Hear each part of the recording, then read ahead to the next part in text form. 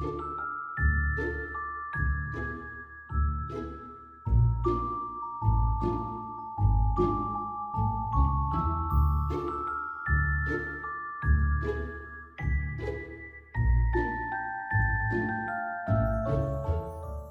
everybody, this is Patty. Welcome to the witching hour. Yes, the hour when the veil is thin and magic happens. We have some lunar magic for you today. Indeed, we have a great guest. We get to know her together. She is an author, she is a witch, she is a speaker, she is a teacher, she is a moon girl. Welcome, Jen Sankey. Thank you so much for coming on. Hi, Patty. Thank you so much for having me. I'm super excited. This is thrilled. I just got a copy, which releasing this week of your new book, Manifesting the Moon. I'm Yes. kind of a moon girl myself. So tell us a little bit about what is a guide to lunar magic. So basically, what it is we first get a basis of all of the things that we use in moon magic. So we talk about spell work, we talk about creating an altar, working with gods and goddesses. Tarot is in there. And then it kind of goes into harnessing just your different senses to be able to use them to manifest. And by doing that, we're going to then go into a framework of every phase of the moon. And I talk about what we do. There's exercises, there's actions that we take. So that you can really curate kind of like a manifesting moon map. And you start it at the new moon, and then you work through, and by the end of the whole lunar phase, you'll have it come really close to what you want to manifest, or maybe you have manifested it. And in either way, it's really great learning process, and also to learn about the moon and to learn about yourself. So if you've never worked with the moon ever, and you want to start, this is like a really great place. That's good. So how did that come about for you? How did your magical path, your witchy path, how did it get focused? What the book on the moon versus everything else? Have you always been attracted to the moon, been a girl of the moon? Yeah, pretty much. I started, I was the weird little kid running around in the woods talking to fairies, as I think a lot of us were. And then I started actually doing tarot first. So I was like 12-ish, started doing tarot. And at that time there's no internet, I have to say. And so really the only way you can learn is by the little book. And I just had a basic Rider-Waite-Smith deck and then going to the library. And when you went to the library in the metaphysical section, there was only like 3 books, maybe on the various topics they chose to allow in the library. So I was always checking them out, and then I would copy them. Don't tell them I did that, but I would copy it down because I knew that when I put that book back, I wasn't getting it back for like 6 months. So it was so far because, they didn't have a lot. And one of those books happened to be a book about the moon. So as I was kind of learning about tarot and stuff, then I started checking, these couple books out, and I'm like, oh, okay, the moon. And I've always been, we look outside, we see the moon, you see the full moon. Everybody's like, oh, look at the moon, right? And I'm like, okay, well, it's there, and I'm always being called to it, and I feel different during, different times of the month. Is there something with this? And, so once I started really diving into it, learning about the phases and learning about even the zodiac and how your moon sign affects, you and kind of defines like the inner you, it just started kind of snowballing into this practice. And at one point, I just was like, you know what? I want to put this down. I want to get the meat and potatoes of it into something. And that's kind of how the idea of the book came out. That's Came beautiful. And I like it that you really made it about manifesting because that's certainly like a buzzword now. Witch talk, Instagram, whole thing, manifest, manifest, and then the full witchy bent. But to me, the moon itself is like it's like a great manifesting partner. I think you even use those words to it. Yeah. So why is that? I think because when we are learning to manifest, and I think, what you were saying to Patty about it being such a buzzword, that's also why I wanted to focus on it because I wanted to kind of dampen that a little bit because it isn't what we see on, the internet. It's not just like what I always like to say is, if you wish for something and don't take any action, nothing's going to happen. It's just a wish. But if you put some action behind it, it's an actionable, thing. And that's the manifesting. That is what it is. It's the action of taking those actions to get to something that you really are hoping to get to, like what you want at the end. And so when I was working through learning about the different phases of the moon, for example, the new moon is all about, new. It's new moon, right?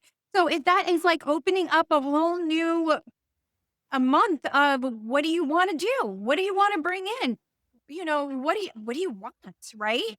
And as you're working through, it's also helps you to define what you want.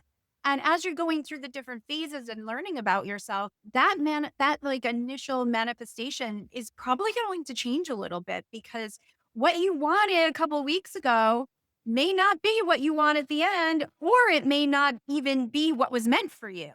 And it's as you're going through this and learning about yourself, you're also accepting these changes and learning to go with the flow as the moon does. The moon just kind of flows through its cycles. And, you have to be able to be adaptable to all these different things happening and yourself. And I think that's really important because sometimes people get so stuck on, I need to manifest a new car and that's it. Like, I need this shiny red car at the end of the month and that's it. But there's so many other things around it that, you know what? Maybe you need to really just start working on your credit right now. Maybe you need to start working on your debt. It may not be that shiny car at the end of the month, but by the time you get to the end of the month, you just opened up a whole new realm of, oh, you know what? This may be available to me now.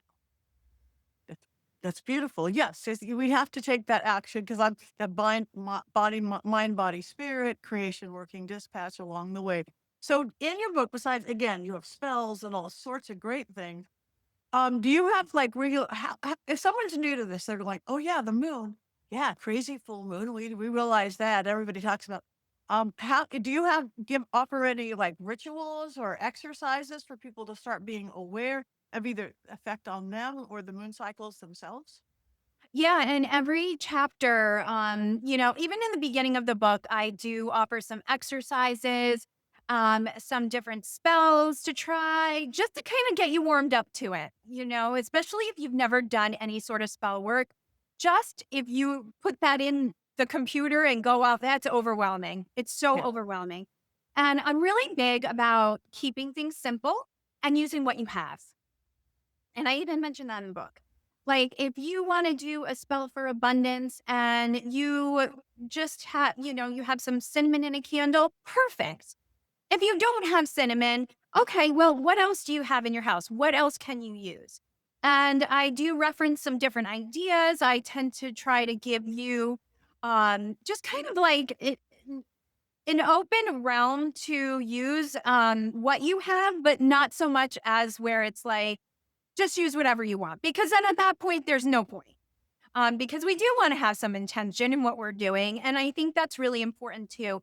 As you're working through this book, you're learning about intention and you're learning about how to use intention and what it's actually for. Because again, if you're using, oh, this is my intention for this, first quarter moon spell, which the first quarter moon is really good for big action. Like, it's kind of the first push before you're headed towards the full moon. So you want to do something big, if again, we'll use the car example. You know what? You're going to see what you're going to call the creditor and see what you can do about working on, getting that paid down so that you can actually get your credit score better. But that may mean that you have to, maybe you're going to have to just not have Netflix for a month or two, or maybe you're going to have to cut down in some other ways.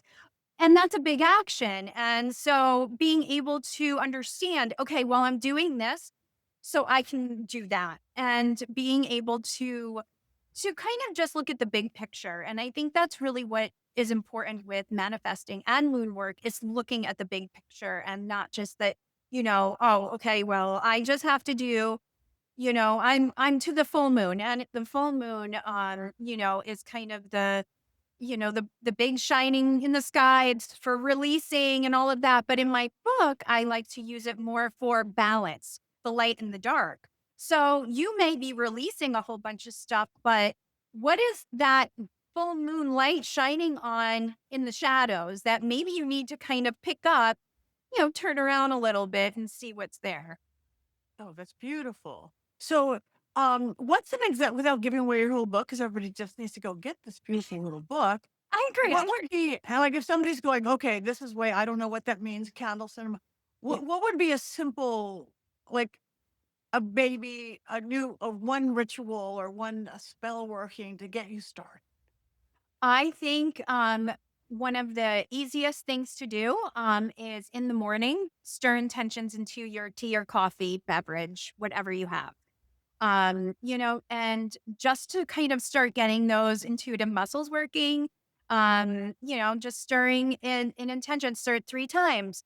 I want to really work on being mindful of my conversations today, or I just want to be peaceful today. And that's it. Just stir that in there and then just see how it goes, but be mindful of it. Always be mindful when you set an intention of these little things that may pop up because you might just open your phone and it might be talking about how to bring peace or a peaceful exercise to try or, something little like that. And I think just kind of keeping yourself in the present moment and paying attention to what's going on around you right now is really important and a great way to start working that intuitive muscle because it is like a muscle. You have to keep working it in order for it to grow and get better. And I would never even worry, like if you never did any of this stuff before and you grab my book and you're like, all right, well, I'm diving in, I'm going for it. You know what? It might be clunky and that's okay. There's no perfect here. And we call it a witch practice for a reason. It's a practice. And even for me, and I'm practicing a really long time, and still there's things I do that are kind of clunky. And you learn through that, though. That's how you learn. You learn through practice. So don't feel intimidated by not knowing all the little terms. That's why you have the book. Look it Right. up. There's I books love in that. there. There's references in there. There's all the things in there. So you can do that. And don't be afraid to, if you get through, maybe you get past that full moon and you're getting to the waning crescent moon with your manifesting and you're like, you know what? This is kind of a lot. I'm not really sure I want to do this. Then stop. Then don't do it. And that's okay because you know what? Couple weeks there's another new moon and you can start all over again. But take that time to reflect. And why were these things overwhelming to me? What part of it is? And look into that, maybe do some research, maybe do some extra reading. Maybe in my book revisit part 1 where I go over all the basics and just kind of get yourself more familiar. And then by doing that, it helps because it's just like reading tarot. You're not going to get it first right off the bat, Right. and like I said, I've been reading since I was 12, and I'm only like 18 now. It's fine. It's Yeah, only been a couple years, but I'm still learning, and I think that's a part of it. It's that we don't stop learning, and that's okay if you don't know it first right off the bat. right. Yeah. I've just been learning till the day I pass on. I know that, Yes. and if I'm not, I'll be really mad. I want to know Right. everything. It's like what? I don't know everything. Oh, okay. You spoke about overwhelming. You spoke about the moon does rule emotion. The moon, that is our emotional body. That is our 60-70% water body. So how does that work into the working that you do, or what feelings become fuel versus the obstacles to Right. overwhelming? Yeah. I mean, you know, the moon, when we talk about our moon sign, that is the emotional part of ourselves. We have the sun sign, that's the sign that we show, that's what everybody sees.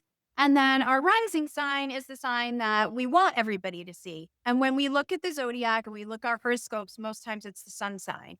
So I do talk about this a little bit in my book too, and I kind of give some references that where you can look that up. And finding out what your moon sign is really helpful too, because that is that emotional stuff. And so for me, I'm an Aries moon. So I'm a very fire. I have a lot of fire and air. And I'm a Libra sun. So, I like things pretty. It's a Yeah, Emily that. yeah. So, I think, with having the Aries moon too. So I know I like to go big, strong out of the gate, right? So I know that about myself. So I know that I also need to tamper that a little bit, like slow down. Okay, let's just go, step by step instead of like all in super fast. And emotionally, for me, I'm big emotions. I can have big emotions very quickly. So I swear that's psycho though. I always say that, I'm like, "Oh, that makes me sound crazy." No. Um, but it's something that when you know and understand these things about yourself, you understand your emotions. And when you're going through the moon phases, journaling is a wonderful thing. And I also offer journaling exercises through each moon phase. And those are there to really tap into those emotions that are coming up for you during that phase. And depending on what your intention is, or what you're trying to manifest, what you want to bring in for that month, there's going to be emotions that pop up. That's just how it is. Like Patty said, we're a lot of water, and the moon, it has, the moon controls that, like with the gravity and the tides and all of those things. So if you think about it, we're all this like little oceans, and the moon is pulling us in and out. And by taking the time to actually write out, okay, you know what? It's the new moon. How do I feel on the new moon? How do I feel, on the dark moon when that cycle is over and you're in that rest period? How, for some people, it's really hard for them to rest. And I'm like that. Like I'm resting and I'm feeling guilty. Like I should be doing this, this, and that. But it is so important for that rest. It's so important to be able to take a step back. And by doing that, you're integrating the emotions and you're integrating all of the things that you learned, and your intuition, has time to kind of register all the things that you've done. So I think it's so important to not ignore your emotions when you're manifesting. Okay. I love that. I agree wholeheartedly. My personal thing, I'm all about just reminding people how powerful they are. I'm like an empowerment person over Yes. everything. And you kind of go there with the book, how lunar magic reinforces this sovereignty versus dependency. Mhm. No, Is it's that so true. It's so true. And, because, like I said, we are our own little ocean, and we need to maintain that, and we need to take care of that. And we need to realize that we have everything we need inside of us, and we're kind of like, we're all really just like the magician card in tarot, right? That's the card, and he has all his tools there, but a lot of it comes from within. And reminding yourself that you don't need to get this $400 herb to do a candle spell. You don't need to do all of those things. While it's nice, and, depending on where you are in your journey, sometimes we like to do big things and sometimes we don't like to do big things, and that's okay. But regardless, when you're doing the work and you're putting the work in and you're giving yourself the credit where credit's due, like you've done a lot of cool stuff.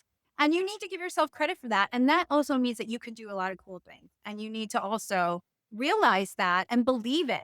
And sometimes, you know, using affirmations is really helpful. And I also conclude those with every moon phase, because sometimes we need to tell ourselves, like, yeah, I'm really freaking awesome. I am awesome. And it sounds so silly to do it, but the more you do it, the more you're like conditioning yourself, because, especially as women, we are taught to just take care of everybody else and we'll be fine. We could deal with that later. But we need to take care of ourselves too. And it's that whole half, empty cup and all of that going on. And, once you're able to really be confident in your magic and tap into it, like it's limitless for you.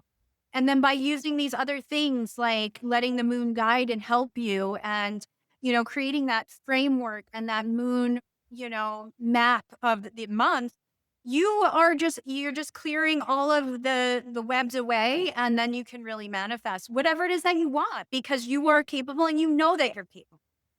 That is beautiful. I love that. Before we know, just in case somebody's new, they heard you mention the new moon, the dark moon. Can you, in a simple way, take us like through the moon phases, where it's starting with the new moon? I can. So we have the new moon, which is the new moon you actually don't see in the sky. It's when it's dark. And then that is when we want to start new things. And then it brings us to the waning crescent moon, which then that's like the sliver. And, that's when we're just kind of building. That's a really great building. And then we can get to the waxing crescent moon. We're getting a little bit bigger. And then we have the first quarter moon, and that's when it's halfway. And that was the big action one. That's one where we're like, all right, we did all this building with these couple other phases. Now we're gonna do something big. Then we go to the full moon where we're gonna bring the balance of everything, of all these things going on. And when we do big actions, it can be scary sometimes. And and we want to take actions that are they push a little bit, they feel a little bit like, "Oh, should I do this?" I always say if I feel like I wanna throw up when I'm doing something, I know I'm on the right path. Because you have to be scared. You have to be. If you're not scared, nothing's happening, okay, Right, right? right. I agree. So, and then we're going to the waxing, the waning moon, and then the waning moon, we're still integrating. We're still, doing what we need to do. We're still taking action steps, but we're kind of reassessing at that point. We're looking at where we need to be and what, okay, this is where I am in my manifestation. Where do I need to tweak it? Where do I need maybe there's parts of it we're going to not worry about this phase and we're just going to focus on a certain part of it. So we get through to that. And then we get to the last quarter moon where we're going to do a little bit of more like the last push, but it's like the finishing up. We're going to start tying up all those loose ends and kind of see, okay, well, this is where we are without judgment. And that's something with each phase. I also have a tarot card involved with it. And I talk about the tarot card and we discuss it and all of those things. But that's like the judgment card, and we're judging, but we're not judging like ourselves harshly. We're just kind of looking at it like as if we were like a judge on a big podium and looking down and just being like, this is what it is. That's where we want to be. And then we get to the dark moon, and then that's really where we're going to integrate and we're going to regroup and rest and then decide where you want to go for the next new moon phase. It's So beautiful. that's Well put. Thank you. Thank you for that. So, okay. But before we get going, tell everybody so where they can go get this new book or where they can find you. I know you're a tarot reader, you have all sorts of things going. Let people know where they can find you, website, social media, and the new book that's just released this week. Yes, yes. It comes out on the 8th, actually, on the 8th. Yes. So with it's a pre-order now. It's available wherever you buy books, wherever you want to. I always encourage you to go to your local bookstores and support them. And if they don't have it, you can always ask them to get it because they can just call up Llewellyn and order that. And then you can find me on Instagram, Stardust Wanderer Tarot, pretty much anywhere. If you just put my name in, I'll pop up somewhere because I'm all over the place. But I do a lot on Instagram and yeah. And I hope that you enjoy it. And also across the board, if you have bought any books lately, make sure to throw a review. So if you have Patty's book and you haven't given her a review, I highly suggest you do that. So that really helps us. And so any books that you have, any tarot decks, any of that, definitely throw a review out there because it really helps us. And, if you get the book, make sure to tag me so I can share it. I'd love to see what everybody thinks about it. And I appreciate everybody's support. Thank you. Thank you so much for bringing your magic. So, one last thing, if you or the moon could whisper one message to anybody right now who's like interested in manifesting by the moon, what would that little secret be? I would say take a deep breath and dive in. And you can do it. Words of wisdom indeed. Thank you for bringing your magic Thank to you. the I witching hour. appreciate it.